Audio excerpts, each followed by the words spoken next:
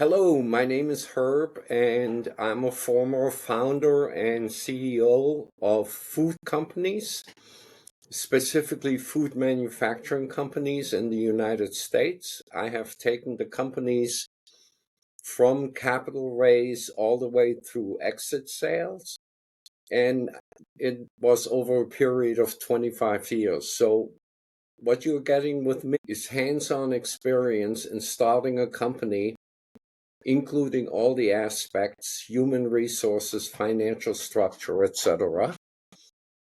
And you can hopefully avoid some of the mistakes I've made in the process. My experience is from the CEO's chair, and my style of advising clients is to get to know their business, to get to know the founders, and then I use a combination of the Socratic method of asking a lot of questions and my personal philosophy, which is grounded in the human potential movement.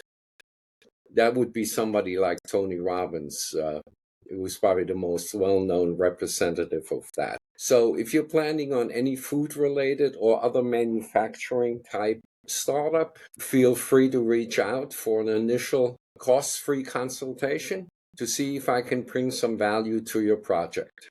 Thank you.